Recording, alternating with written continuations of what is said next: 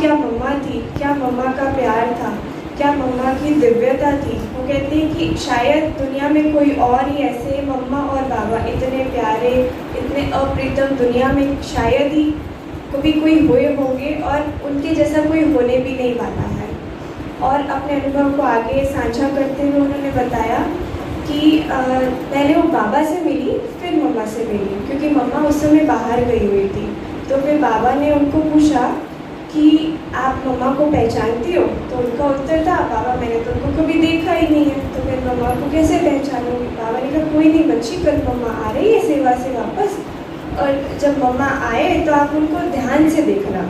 क्या देखना? मम्मा कैसे उठती है, कैसे चलती है, कैसे बैठती है।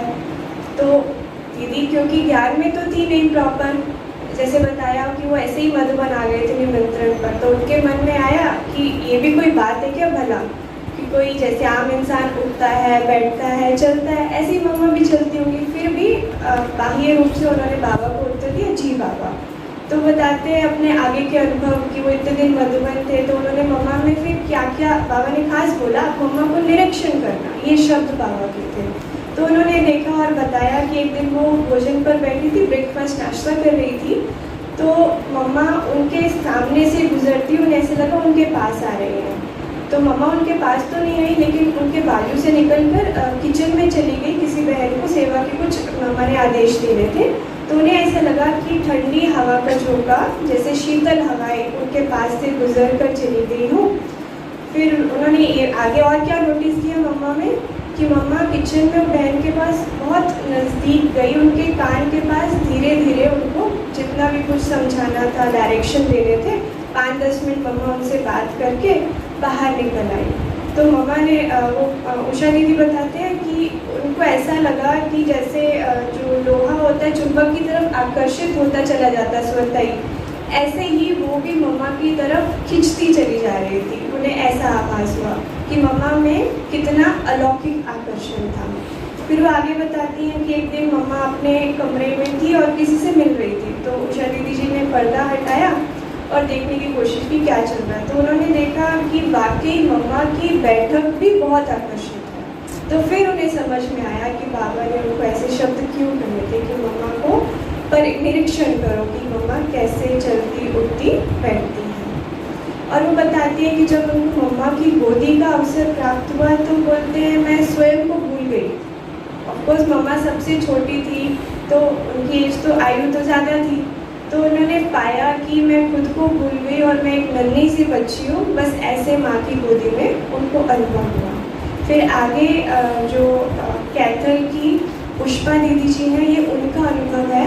वो बताती हैं कि कैसे मम्मा भक्तों की भी माँ थी, भक्तों के बारे में उनको पहले से ही पता चल जाता था कौन उनसे मिलने आने वाला है। तो एक अनुभव है कि मम्मा उस समय शायद अमृतसर में थी, और मम्मा जनरली जो है 3:30 बजे तैयार होकर कमरे से बाहर आ जाती थी। उस दिन मम्मा 3:15 बजे तैयार होकर बाहर आने लगी, तो उन्होंने टोका किसी ने कि मम्मा अभी तो पूरा टाइम भी नहीं हुआ है। तो मम्मा ने बोला मेरा एक भक्त मुझसे मिलने आने वाला है, तो मुझे रोको मत। तो उतनी देर में मम्मा कमरे के पर्दे के अंदर ही थी, तो उतनी देर में नीचे से आवाज़ आई और एक कोई पंजाब का भाई, वो है ना, बहुत ज़ोर ज़ोर से सीढ़ियाँ चढ़ते हुए तीसरी मंजिल की तरफ जाने लगा, क्योंकि मम्मा का कमरा ऊपर की ओर था। तो जैसे ही वो आया तो वो मम्मा के आगे गीत गाने लगा, भक्ति मार्ग वाले गीत, माँ तेरे दर पर आया हूँ, दर्शन दे माँ। तो मम्मा ने जानते हैं उनको क्या बोला? मम्मा ने बोला कि क्या माँ के आगे गीत ही गाते रहोगे या माँ से कुछ पाओगे भी? माँ ने तो बच्चे को पा लिया, बच्चा माँ को कब पाएगा? तो ऐसा सुनकर वो बच्चा बहुत रोने लगा और मम्मा के चरणों में गिर पड़ा। फिर मम्मा उनको क्लासरूम में लेकर गई, उनको ज्ञान सुनाया, उनको टोली दी, उनकी खूब पालना की, फिर उनको संतुष्ट कर दिया। ऐसी थी माँ की जिसको भक्तों का पहले से ही आवाहन हो जाता था कि मेरे भक्त आने वाले, और उनको पूर्णतः संतुष्ट कर देती थी। इसी बहन जी का एक और अनुभव है कैसे मम्मा असुर सहारणी भी रही है। वो बताते हैं तो बहुत छोटे थे, बहुत ही ज़्यादा छोटे, जब वो ज्ञान में आए तो वो जिस हवेली में रहते थे किराए पे, तो किराए का जो मतलब मकान मालिक वो नीचे रहता था, तो लेकिन वो बहुत ज़्यादा शराब पीता था। बताते कि जैसे ऐसे बोलते कि 1 मिनट भी शराब के बिना वो रह नहीं सकता था। तो लेकिन बहनों ने बोला हुआ था कि आप उनको ना हम सेंटर लाने की कोशिश करो, लेकिन फिर जैसे इनको पता चला कि मम्मा आने वाली है तो इन्होंने भी पूरी कोशिश की, उनके घर में जाकर बैठ गई कि मैं तो यहाँ से हिलूंगी नहीं जब तक आप सेंटर नहीं चलोगे मेरे साथ, क्योंकि बहुत छोटी बच्ची थी, जिद की, कहते आप जाओ स्नान करके आओ और मैं आपको लेके चलूँगी। तो ज़बरदस्ती वो बच्चे की बात उनको माननी पड़ गई और वो दोनों हाथ पकड़ के मम्मा के पास उनको ले गई, सेंटर ले गई वो बहन। तो वो अंदर जाने में भी हिचक रहा था, क्योंकि उसे लगा मैं तो इतना नीच पापी, मैं कैसे यहाँ पर आऊँ। लेकिन जैसे ही वहाँ खड़ा हुआ तो उसके मुख से निकला, ये तो माँ का दरबार चल रहा है। और उनका बहन का हाथ छोड़ के वो खुद ही भागकर अंदर चला गया और मम्मा ने फिर उनको भी संतुष्ट किया कि आओ बच्चे आओ, मेरे पास आओ, बैठो।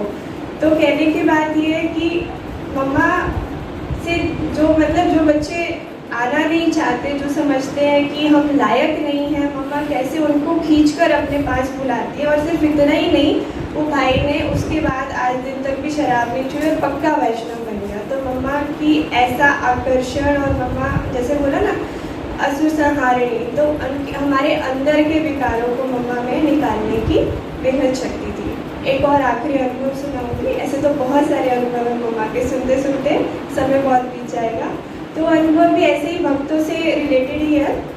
बताते हैं एक दूसरी जगह का अनुभव है। अमृतसर में मम्मा का सत्संग था। तो जैसे बाहर पब्लिक प्रोग्राम करते हैं, तो उस प्रोग्राम में वो बहन बताते हैं कि हमने कोई बाहर के कलाकार नहीं बुलाए। कई बार स्टेज प्रोग्राम करते कहते हमने ऐसा कुछ बुलाया ही नहीं था। लेकिन अचंभे सबको ये हुआ कि आश्चर्य ऐसा हुआ कि बहुत सारे कलाकार आ गए और गीत गाने लगे, हमारी माँ आई है, हमारी माँ आई है। तो प्रोग्राम खत्म होने के बाद बहनों ने पूछा कि आपको किसने निमंत्रण दिया? क्या कोई ने बोला कि हमें स्वप्न में श्वेत वस्त्रधारी दिखी, कोई ने बोला कि हमें माँ ने खुद बुलाया, मैं यहाँ आई हूँ, मेरे पास आओ। तो देखो मम्मा कैसे भक्तों को कैसे पालना देना, शक्ति देना, मम्मा का ऐसा श्रेष्ठ मेरा जीवन था। उनके जीवन से कितनी प्रेरणाएं मिलती है। और व्यक्तिगत रूप पे जो मम्मा के लिए मेरे अंदर तक जो मैं उतारने की कोशिश कर रही हूँ वो ये रहेगा कि मम्मा बाबा की शिक्षाओं पे कॉम्प्रोमाइज़ नहीं करती थी। अगर जैसे हमने सुना कि ये हलवे की कहानी या फिर कुछ एक और भी कहानी थी कि मम्मा के सामने बाबा ने परीक्षा रख दी कि कोई लच्छू दीदी अंडा लेके आ गए बच्चों को, है ना, वो चिड़िया के बच्चों ने अंडे दिए थे, मतलब चिड़िया ने अंडे दिए थे, तो मम्मा बाबा के आगे वो लेके आ गई। तो मम्मा को बाबा ने परीक्षा ली, बच्ची मुंह खोलो, मम्मा ने फटाफट मुंह खोल लिया।